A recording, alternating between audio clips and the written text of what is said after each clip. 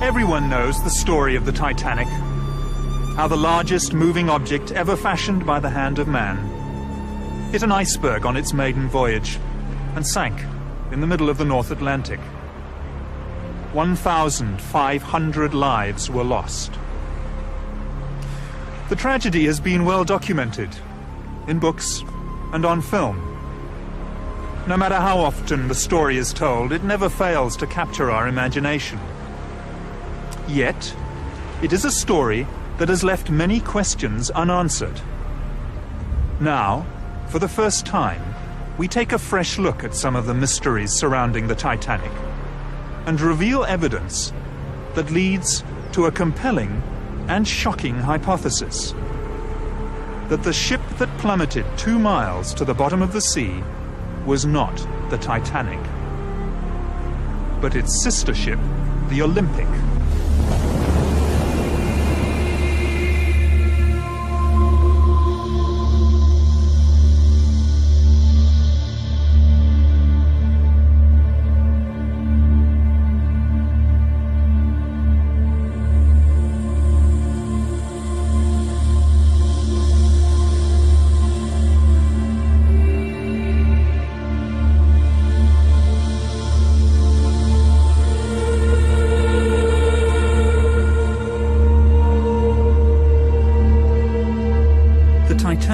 The Olympic were built for the White Star Line by Belfast shipbuilders Harland and Wolff, whose chairman was Lord Pirrie.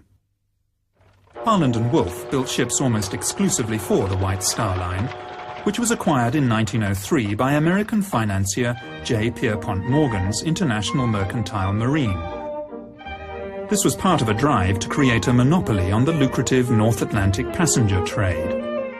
Chairman of the White Star Line was J. Bruce Ismay. It was in fact Lord Pirrie who was responsible for bringing together Morgan's money and British engineering excellence. Over dinner at Pirrie's London residence in 1907, Lord Pirrie and White Star Line's Bruce Ismay conceived the idea of building 3 luxurious superliners. First the Olympic, then the Titanic, and finally the Britannic. The first of the new ships, Olympic and Titanic, were to be virtually identical. This represented the White Star Line's survival strategy in the highly competitive North Atlantic passenger market, while also ensuring a bright future for the Harland and Wolff shipyard. As well as holding a large financial stake in Harland and Wolff, Lord Pirrie was a shareholder in the White Star Line and the International Mercantile Marine. Almost all passenger liners on the North Atlantic route in the early part of the 20th century were immigrant ships. In poor condition, many were known as coffin ships, and their owners blatantly overloaded and overinsured their vessels. In fact, it was an industry noted at the time for fraud. On the 14th of June 1911, the Olympic made her maiden voyage under the command of Captain Edward J. Smith, Commodore of the White Star Line. Then just a week later, still under the command of Edward Smith, the Olympic was involved in a stern collision with the tug O.L. Hallenbeck in New York, an accident that nearly caused the tug to sink. Barely 3 months later, on the 20th of September 1911, the Olympic, still under the command of Captain Smith, was involved in yet another collision, this time with the British warship HMS Hawke in the Brambles Channel in Southampton Water. It was a serious collision, which was to seal the fate of the Olympic. Pulled in by the suction from the Olympic's great propellers, the Hawke is irresistibly drawn towards the larger vessel, and the 2 ships collide. The Hawke's underwater ram and bows strike and penetrate the starboard side of the Olympic, causing a triangular hole several meters high, and an even larger hole below the waterline. Any accident involving a Royal Naval ship was investigated by the Admiralty, who, not surprisingly in this case, found that the Olympic was at fault, even though the evidence, including eyewitness accounts, suggested otherwise. As a consequence of this ruling, the White Star's insurers declined to pay out on the claim. The damage done to the Olympic was severe. Besides being holed both above and below the waterline, she sustained numerous other injuries, including steel frames buckled, thousands of rivets popped, steel plating dislodged over 4 decks, and distortion to the starboard propeller and crankshaft. To make matters worse, the keel was bent, giving the ship a pronounced list to port. Interestingly enough, when 6 months later the ship which came to be known as the Titanic made her maiden voyage out of Southampton, second-class passenger Lawrence Beasley, a science teacher, noted that the ship seemed to have a slight but permanent list to port on the first part of the voyage, a fact noted by several other surviving passengers. The great hull was patched up in Southampton by riveting steel plates below the waterline and reinforcing with wooden beams above. This work took over 2 weeks, suggesting just how serious the damage was. In October 1911, with these temporary repair works in place, the Olympic then limped back to the Harland and Wolff shipyard in Belfast for more permanent repairs to be done. In fact, some of those temporary repairs failed during the voyage to Belfast. By the way, remember that although this is a model of the Olympic, the 2 ships were virtually identical. It's this fact which made a conspiracy feasible, a conspiracy of monumental proportions. The starboard propeller is going to have to be replaced, and the crankshaft is damaged. There's a crack between the arm and the shaft. But worse, the keel is bent. That's going to give her a permanent list to port, and there's no way we can correct that. We're going to have to cut the ship in half, insert a new frame, and then put it all back together again. The job's going to take months, and frankly, for what it's going to cost, I think it's simply a waste of time.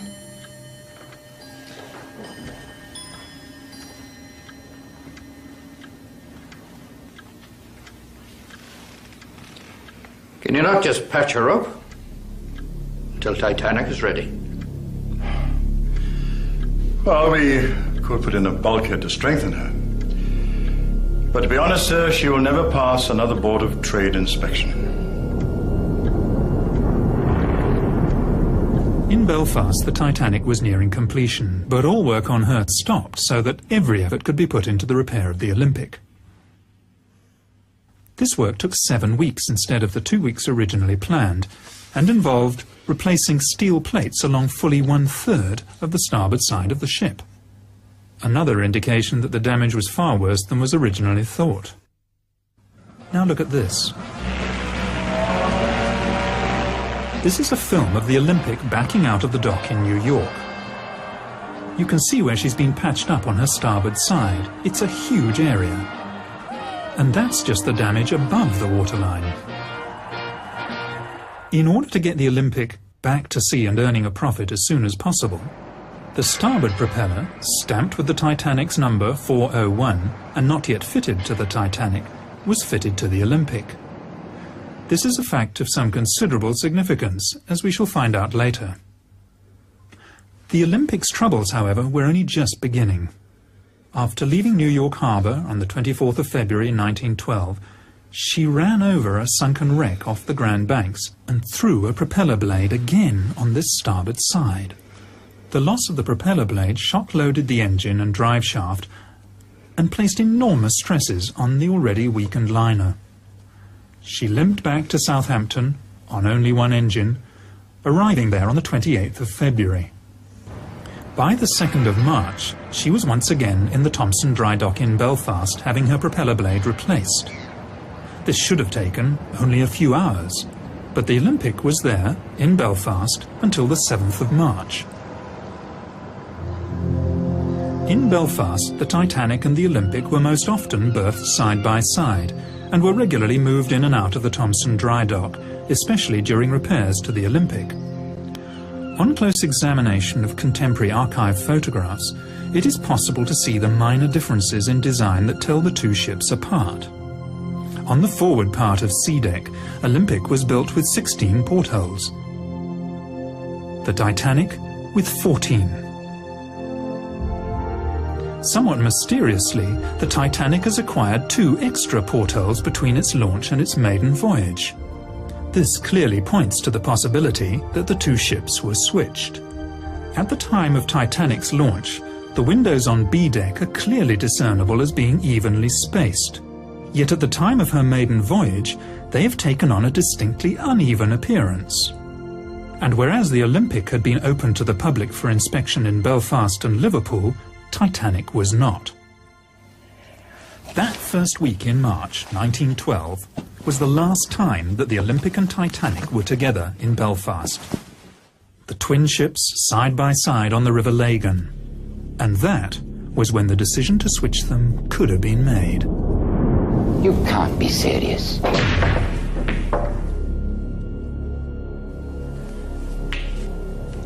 Olympic and Titanic are exactly the same. No one will know we've switched them when they get back to work on Monday morning. We'll just swap the names. Everything else is standard White Star issue.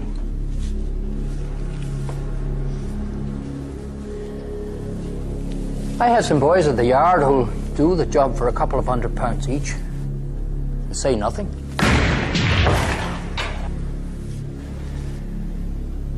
We'll never get away with it. If word of this gets out... It's either that, Ismay, or we both go down. White Star Line and this yard. There's got to be another way. There isn't. We have no choice. Right. That's it then.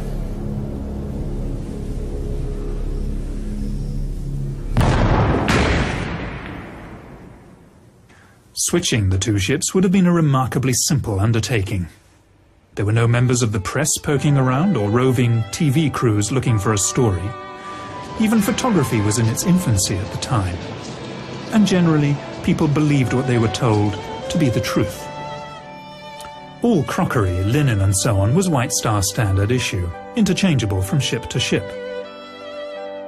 Letterheads and menus, etc., were styled to the particular ship, but could easily have been changed. Only the names on the bows and sterns of the ships, the nameplates on the lifeboats, and 48 lifebelts would have to be swapped. This could easily have been achieved using a very small crew, literally over a weekend. And it's highly unlikely that anyone would have noticed a switch when they returned to work on Monday morning. White Star often used photographs, both exterior and interior, of the Olympic as the Titanic, in their advertisements and press releases. Both ships had tiled and linoleum flooring. Yet, just days before Titanic's maiden voyage, Ismay, chairman of the White Star Line, ordered her floors to be carpeted. Was this to cover Olympic's worn linoleum floors? The Harland and Wolff Yard was a vast labyrinth of buildings and workshops, as well as machinery and ships in various stages of completion. Any unusual activity would hardly be noticed. The social order of the day was such that the majority of the workers would never have thought to question their betters.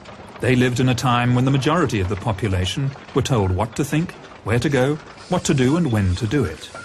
It was also a lot easier in the early years of the century to bribe or even bully men into towing the company line, as we shall see when the surviving crew members returned to Britain. There was no social security safety net for the unemployed, and companies had the power to dismiss whole families of workers if one of them did not do as he was told. There's a wee scam going on here, and the bosses are in on it. They switched those ships 2 weeks ago, and I know it. Listen to me, Paddy. Any more talk from you about two ships being swapped over and you'll end up at the bottom of the River Lagan. So remember that when you get back to your wife and your 17 kids. You Irish scum. The Olympics' original sea trials, conducted by the Board of Trade, lasted 2 full days, while the ship was put through its paces. Strangely, the Titanic's sea trials were a most peremptory affair.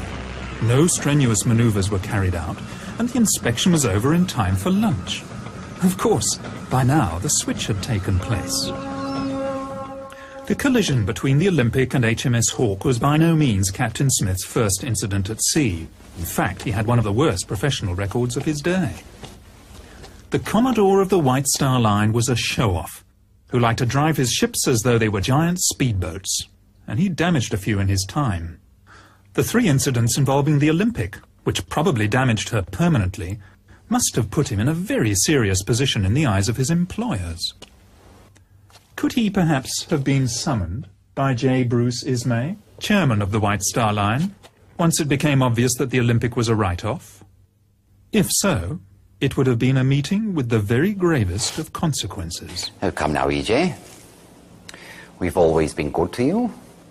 Kept you in brandy and cigars. Besides, it's not going to be that difficult. You've broken a few of our ships, E.J. The Republic, the Germanic, the Coptic. And when that fire broke out on the Majestic and those crewmen were killed... Yes, I know you denied it had ever happened. But we did know.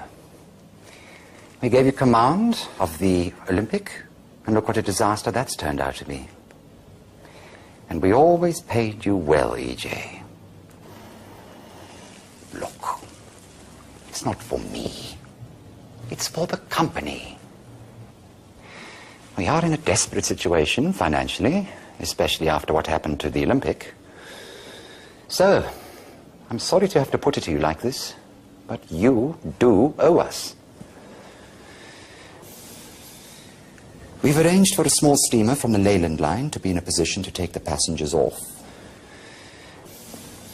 I have a good man lined up for the job. Lord.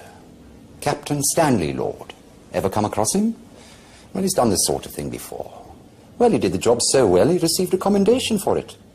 So, there it is. He'll be there to lend a hand. And I'll be there, of course. Along for the ride. All right, then I want to choose my own officers. Yes. Of course, E.J. Men you can trust, eh? At the time of Titanic's maiden voyage, Britain was in the grip of a coal strike.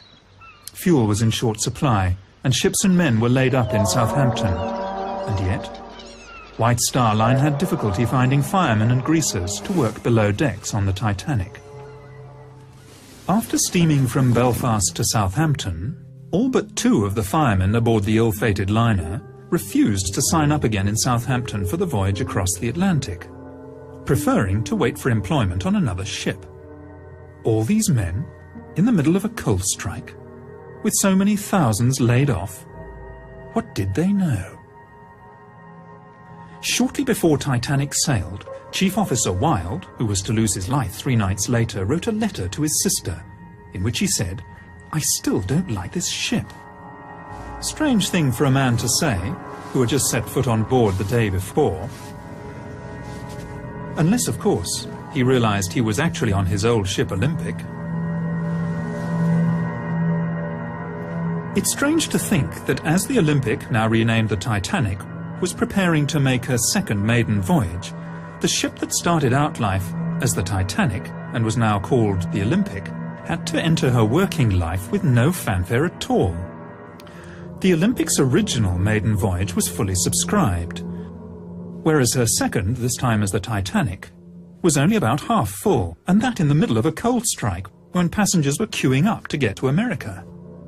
First-class passengers on other White Star ships were only offered second-class berths on Titanic, even though we know that first-class cabins were available.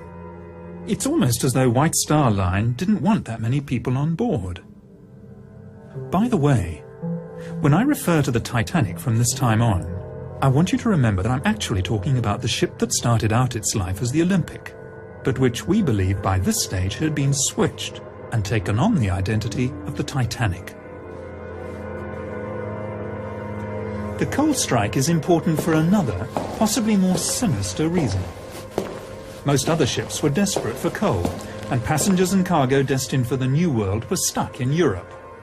Yet, the Leyland liner Californian, under the command of Captain Stanley Lord, left the port of London on the 5th of April, 1912, just 5 days before Titanic's departure from Southampton, not only fully coaled, but apart from her own crew, empty of passengers.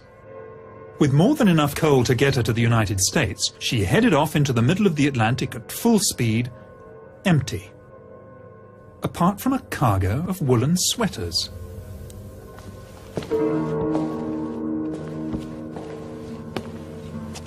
Over 50, mostly first-class passengers, cancelled their passages on the Titanic at the last minute, many of them close friends and business associates of J.P. Morgan. Morgan himself cancelled his passage at the 11th hour, despite having the best suite on the ship, claiming illness. 2 days after the sinking, an American reporter found him in perfect health at the French resort of Aix-les-Bains, with his mistress. Morgan also had several valuable bronze statues which he was planning to import to the United States, taken off the Titanic an hour before she sailed. Could Morgan have known the fate of the Titanic fully 4 days before the disaster? Florence Ismay, wife of J. Bruce Ismay, also turned down the opportunity of taking the maiden voyage on the world's most luxurious liner, preferring instead to take their children on a motoring holiday, after first claiming ill health. Now there is one thing that sailors fear above all else, and that is fire at sea. And yet when Titanic cast off from Southampton, there was a fire smouldering in number 10 coal bunker. Instead of putting out the fire, the bunker was actually topped up with 400 tons of coal. Captain Smith knew it, the ship's officers and chief engineer knew it, as did those who worked half-heartedly to put it out.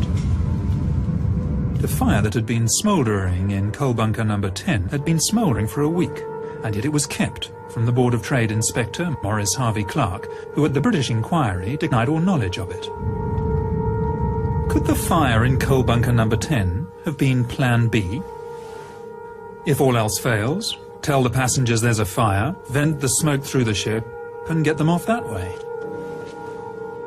Captain Stanley Lord and the Californian had left the port of London in a great hurry, ostensibly bound for Boston. Then, on the evening of the 14th of April, the ship came to a dead stop in the middle of the ice field. Strangely, Captain Lord, 6 foot tall, elected to sleep that night fully clothed on a 5.5-foot couch in the chart room, rather than in his cabin. He also ordered her boilers to be kept fired up and her engines on standby. Why? Was he expecting some sort of emergency that might mean a last-minute dash into the night? That evening, the Titanic received 6 radio messages. The first 3 were from other ships, giving the location of icebergs. The other 3 were from the Californian, more concerned with giving her own position, stopped for the night. Those 3 were personally addressed to Captain Smith. It's almost as if Captain Lord was letting Smith know that the Californian was ready and waiting. Captain Smith had delayed turning the corner on the outward southern track. He ordered the turn to the west 10 miles further south than the normal turning point. This was certainly not as an evasive measure to avoid the ice field, but one designed to take him directly into it. He must have known this. Tragically, Captain Lord failed to keep his radio operator awake. Even so, the Californian's last message to the Titanic never got there. The Titanic's radio operators were too busy with passengers' messages.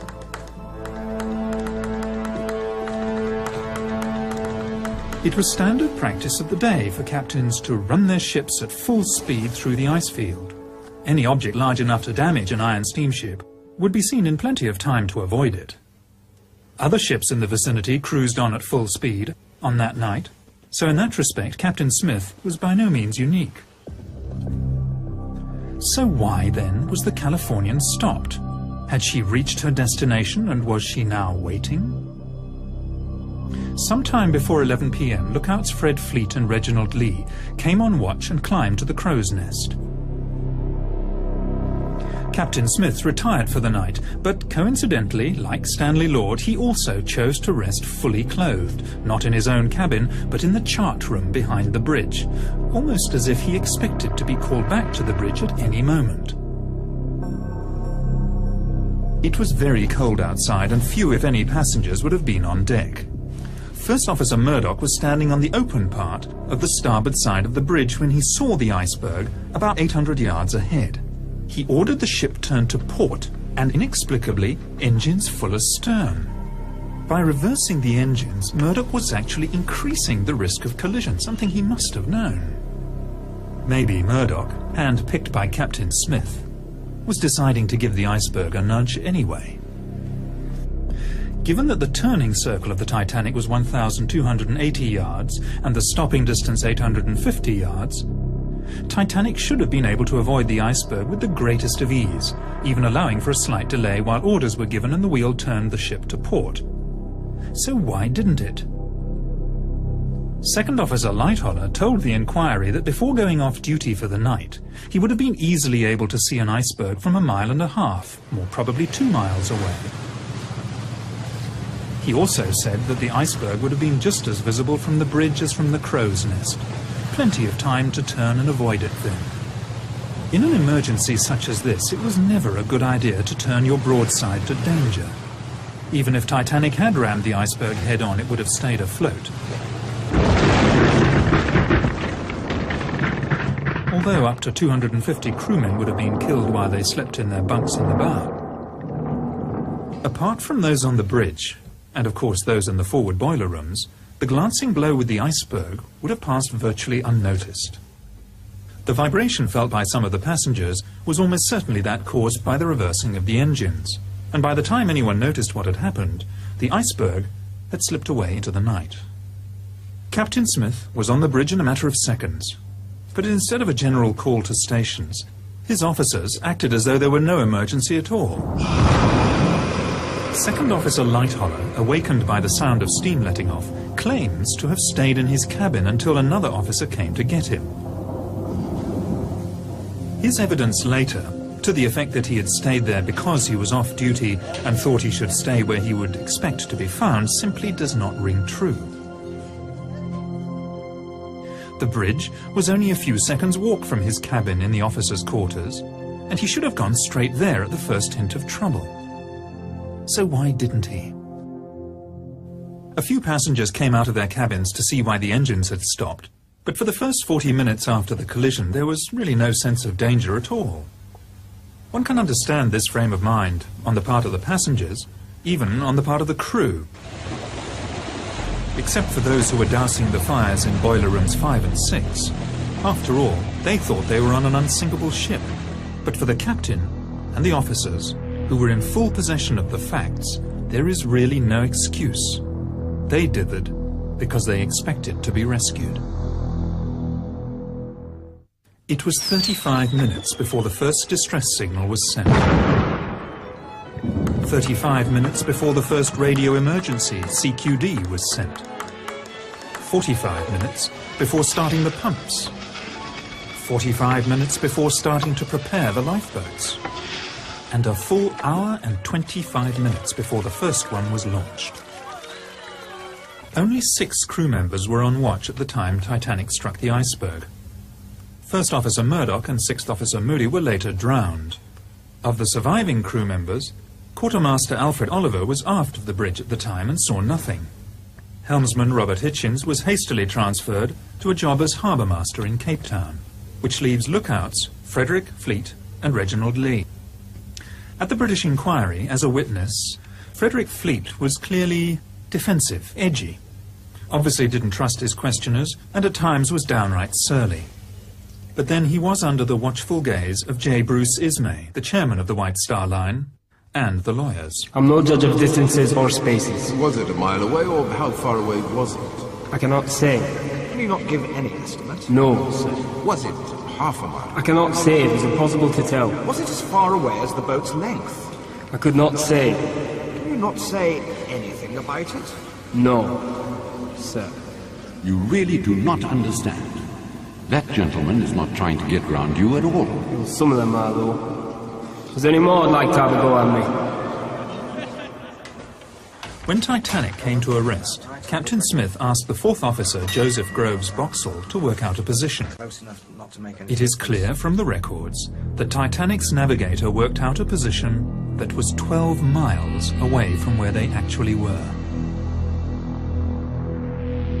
This was to prove a fatal mistake. We know he was 12 miles out in his calculations because of the actual location of the wreck.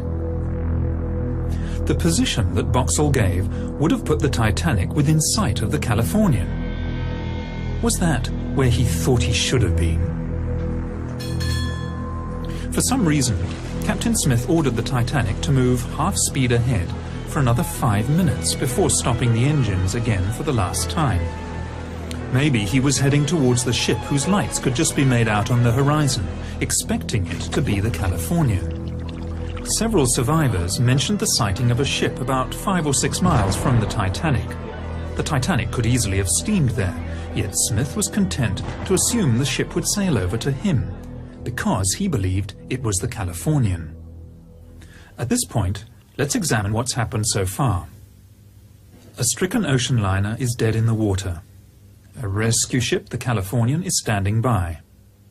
Messages have been sent to Captain Smith from the Californian, stating exactly where she is waiting. Captain Smith can see a stationary ship on the horizon, and having received inaccurate information from 4th Officer Boxall as to his position, he assumes it's the Californian and everything's going according to plan.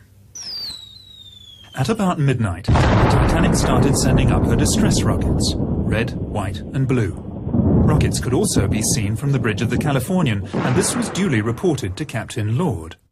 Captain Lord asked what colour the rockets were. In fact, over the next 2 hours, Lord repeatedly asked his officers about the colour of the rockets. Was he expecting to see red or blue signals? Very likely. But whether he was or not, the answer from the bridge was always the same. Only white rockets could be seen. He therefore, rightly, assumed that the rockets were not coming from the Titanic. Survivors reported that the rockets launched from the bridge of the Titanic soared up several hundred feet into the night sky, bursting with an ear-splitting report. The rockets from the ship that was visible from the Californian only went as high as the top of her mast, and even at 4 to 5 miles distant, the officers would have quite reasonably expected to hear a report. But they heard nothing. It seems most likely that the ship seen from the Californian was a wooden sailing bark called the Samson, conducting illegal seal fishing activities on the ice floes at the time. The white rockets she was firing, to mast height only, were intended to recall her small rowing boats. A few months after the disaster, the captain of the Samson said that he had also seen a large liner firing rockets and that he had not gone to investigate because of his own illegal activities. The Californian's apprentice, Gibson, later testified that he saw only 8 rockets fired from the ship, and all white. The Titanic had fired at least 18, possibly as many as 22, and had included red and blue. Titanic survivor Miss Edith Russell said the officers told them all, "Don't worry, the Californian will pick everybody up if you don't come back for breakfast." How could they possibly have known it was the Californian? It's hard to believe in such an emergency, but they were letting lifeboats go half full. They knew the ship was sinking, nobody could be that stupid. But they expected the ship on the horizon to come steaming over. But it was the wrong ship. The Californian was 19 miles away, where Captain Stanley Lord waited for coloured rockets. At around 1 a.m., it must finally have dawned on Captain Smith that the rescue upon which the survival of so many depended was not going to materialise. Now boats are being let go full, and passengers are beginning to panic. As the senior surviving officer, much credence and publicity was given to the evidence of Second Officer Lightholler. I did not leave the Titanic, sir. The Titanic left me. He was evasive in response to pertinent questions at the American and British inquiries, out to protect first and foremost his own reputation and then that of the White Star Line. At the British inquiry, he claimed the Titanic began her turn to port before the lookout rang down from the crow's nest. How would he have known this? He said he was in his cabin at the time. Lightholler also said at the American inquiry there was no mist 10 minutes before the ship struck a berg, flatly contradicting the evidence of the 2 lookouts. And how would he have known this if he was in his cabin? He also lied about the number of ice warnings received on the bridge, as if to suggest that the iceberg came as a surprise. I do not remember any ice warnings being posted on the bridge. Lightholler, along with second radio operator Harold Bride and ship's baker Charles Joffin, all claimed that after getting off the Titanic, they stayed in the water for up to an hour, I was in the water for between half an hour and an hour before I climbed aboard the upturned collapsible. 20 of us spent most of the rest of that night balancing on the upturned boat, while I gave the orders. Lean left and lean right. This is quite clearly not possible. We know that the sea temperature that night was between 2 and 3 degrees below freezing. Average life expectancy at that temperature between 3 and 4 minutes. This testimony would simply not stand up today. It is quite clearly fabrication. Just before 5:30 on that fateful morning, Captain Stanley Lord woke his radio operator, only to discover that the Titanic had already sunk. He set off at full steam for the wreck site, but of course he was too late. The Carpathia had already arrived and was picking up survivors. Notable amongst these was J. Bruce Ismay, who had slipped into a lifeboat at the last minute. For this he was to pay the price in public shame for the rest of his life. As the Carpathia steamed towards New York, Ismay was supposedly taken to the doctor's cabin and put under sedation. Even so, he managed to find time to send 3 separate telegrams to the White Star's New York office, urging them to hold the Cedric in New York Harbor so that the Titanic's surviving crew members could be taken straight back to Southampton. Hastily organized, the American inquiry failed to ask the right questions. Titanic surviving officers stonewalled, as did Ismay himself. Several experienced sea captains were called to give evidence regarding the wisdom of steaming at full speed through an ice field. But they all said the same thing. Maintaining full speed in the vicinity of ice was perfectly normal, and on the night in question, the icebergs could be seen at between 5 and 6 miles distant. It never occurred to anyone to ask the simple question, in that case, why did the Titanic hit an iceberg? When the surviving crew got back to England, they naturally expected to go straight home to their loved ones. Instead, they were all herded into a railway shed and held for nearly 24 hours before being made to sign pieces of paper. A lot of them were under the impression that they were signing the Official Secrets Act. Was someone trying to suppress something here, some vital piece of information? Remember what it is you've put your names to. If there's any talk of the ship being swapped in Belfast, or any stories of insurance fraud going on, then there will be 20 years of His Majesty's pleasure awaiting you and no job to come out to when it's over. So, think on this when you see your wives and sweethearts.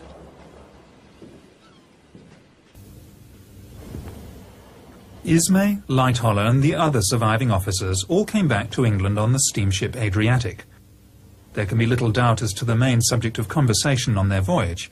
They were all to be star witnesses in the forthcoming British inquiry.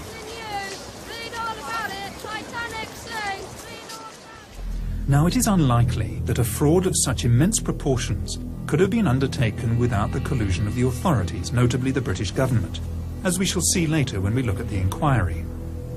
In fact, it makes perfect sense for the government of the day, under Prime Minister Lord Asquith, to have colluded in a cover-up.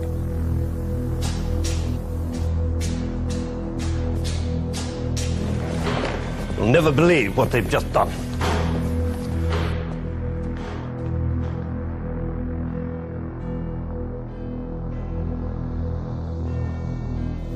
How many? I'm told 1,500. The position is simply this, Prime Minister. The White Star Line is on the verge of bankruptcy. Now, if White Star were forced to go into liquidation, La Holland and Poolfjord in Belfast would also be placed in a very precarious position, perhaps even forced to close down. Now, that means that 20,000 men will be laid off, not to mention the effect on all the subsidiary and dependent industries. Quite frankly, it is a political situation we cannot afford, Prime Minister. Alienate the Irish, and we will most certainly lose seats in Belfast. The Fenians, the Republicans, will seize the opportunity. And with our majority gone, we will undoubtedly lose the next election, Prime Minister. There is the chance of a blunder here of unprecedented proportions. We are going to have to go along with this, Prime Minister. I will not see a stain put upon the British government, not for the White Star Line Not for Holland and Wolff, not for the Irish, and certainly not for the interests of J.P. Morgan. I would also remind you, Prime Minister, that as part of the arrangement for an American company to acquire the White Star Line, J.P. Morgan agreed that this government could requisition his ships as Royal Naval Reserves should the need arise. I would also remind you, Prime Minister, that the situation in Europe is becoming ever more doubtful. If the White Star Line were to go into liquidation, the major creditor would be J.P. Morgan himself. Now, as both owner and banker, he would certainly exercise his rights to seize his assets. And we would lose all those ships, Prime Minister. It's a sad day for England, when the policies of a British government are dictated by greedy and ruthless businessmen. And if it ever became public... Doubtless you have someone in mind to run the show? Yes. I thought we could bring Mersey out of retirement. He's reliable, he knows how the system works, he's discreet, and he will do what needs to be done. My son is called to the bar. I would be more comfortable if he were there to keep an eye on things. Of course, Prime Minister, we'll find employment for him in the Attorney General's office. Very well, then. But neither I nor the administration know anything about it.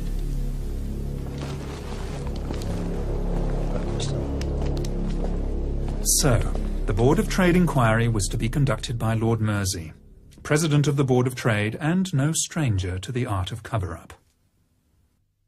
Since the enormous loss of life was in part due to outdated Board of Trade regulations regarding the number of lifeboats to be carried by ships and the safety of ships at sea generally, it was hardly likely that the inquiry was going to be too concerned with uncovering the truth, the Board of Trade being both plaintiff and defendant in the case. The hearings were held at the Scottish Drill Hall in London, where the acoustics were so bad that spectators in the public galleries found it difficult to hear everything that was said. Lord Mersey had complained about the unfortunate choice of venue, but then again it had been booked by his son. Harold Sanderson, representing Harland and Wolff, repeatedly made the mistake of referring to the Titanic as the Olympic. As for Lord Mersey himself, he simply didn't ask or allow to be asked the right questions. The press, who were there throughout the hearings and could have done something about it, were more interested in the scandal surrounding the lucky escape of J. Bruce Ismay. Other expert naval officers told Lord Mersey that even on a moonless night there'd be no difficulty spotting an iceberg from as far away as 6 or even 10 miles. Remember, the full turning circle of the Titanic at top speed was only 3/4 of a mile. The whole British inquiry was a whitewash. Captain Smith would not be blamed because he was no longer alive and could not defend himself. The lookouts were not to blame. The design and construction of the Titanic was not to blame. Neither were her officers or her owners. In fact, no one was to blame, except Captain Lord. Captain Lord stood alone. If Lord Mersey heard anything at the inquiry that he didn't like, he simply ignored it. She looked like a small tramp steamer about 5 miles away. They were firing rockets just after midnight. Altogether, she fired 8 rockets, and all white, and rose no further than the masthead. I think we are all of the opinion that the distress signals which were seen from the deck of the Californian were, in fact, the distress signals from the Titanic. I went down below to Captain Lord, who was sleeping in the chart room. He asked me again if I was sure there was no color in the rockets. So I said, no, they were all white. I think the onus of proof in this matter is upon the Californian. That it will be for the Californian to satisfy us that they were not the signals of the Titanic. Whenever a Titanic survivor referred to the mystery ship that they'd seen on the horizon, as often as not, Lord Mersey would interject with, "You mean the Californian?" There was barely an attempt at cross-examination, and, as happened so often, Captain Lord declined to defend himself. Perhaps out of fear that he might reveal his part in the conspiracy. Furthermore, when the inquiry heard from passengers who'd been aboard the Mount Temple that they'd actually seen the Titanic on the horizon and were even close enough to hear the last 2 reports of her rockets, Lord Mersey repeatedly interrupted them. You do not give me the answers that please me. Of course, if Lord Mersey was a party to the cover-up, he would have known about Captain Lord's secret mission and of how the rescue plan failed, largely because of circumstances outside Captain Lord's control. And yet, Lord Mersey repeatedly interrupted the testimony of Californian's officers and instead accepted evidence against Captain Lord that would have been laughed out of court under normal circumstances. Was Captain Lord being made a scapegoat because he had failed to do what he'd been engaged to do on the night of the disaster? Of course, by highlighting Lord and the Californian, Lord Mersey was drawing attention away from rather more sensitive issues. Titanic's bulkheads should have gone 1 deck higher. It was the Board of Trade's own regulations that allowed Titanic to go to sea with too few lifeboats, and the Board of Trade's inspectors who had been so ready to sign the ship off as fit to go to sea in the first place. Titanic cost $10 million to build, and as a brand new ship would have been insurable for that amount and more. The Olympic, on the other hand, damaged beyond economic repair, would only have been insurable for a much smaller amount. A motive for switching the ships is clear. Normally, White Star Line, when they insured their ships, took on part of the risk themselves, and it was at first thought that Lloyd's of London would only be liable for $7.5 million. Not so. For just 1 week before the maiden voyage of the Titanic, which we now know was in fact the Olympic, White Star Line upped their insurance on the vessel dramatically. And, incredibly, just 5 days after the sinking, Lloyd's paid out $12.5 million.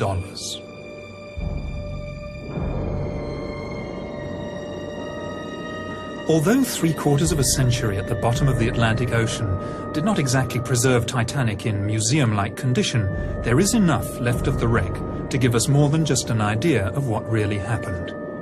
Corrosion has done its relentless work, but where the original black paint of the hull has flaked away, it is still possible to see spots of grey paint, which formed the undercoat, except that grey paint was only used as an undercoat on the Olympic and not on the Titanic. Examination of the starboard propeller reveals the number 01 stamped into the metal. In fairness, there is too much corrosion to make out the number 4 clearly, but remember the starboard propeller, numbered 401 for the Titanic, was put on the Olympic as part of the repairs after the collision with the Hawk. Remote cameras under the control of the discoverer of the Titanic wreck, Dr. Robert Ballard, have examined the stern section of the ship. They show that in addition to the lateral bulkheads that were a feature of both the Titanic and the Olympic, there is a longitudinal bulkhead in the stern section where there was none on the original plans for either vessel. The position of this bulkhead suggests a temporary repair has been carried out to strengthen the keel, a keel perhaps damaged by the collision with HMS Hawk. And finally, a close look at the bow could reveal the most damning evidence of all. In 1986, the French National Oceanographic Institute examined the wreck with Dr. Robert Ballard. One of the things they checked was the name of the ship. In keeping with White Star tradition, both ships had their names engraved into the upper bow plates in letters 4 foot high. Examination of the wreck and the name Titanic shows that it is made of iron letters which have been riveted onto the original bow plates. With the passage of time, 2 of the letters have dropped off and been lost forever in the sediment of the seabed. At the place where they once were, engraved into the hull, are the letters M and P.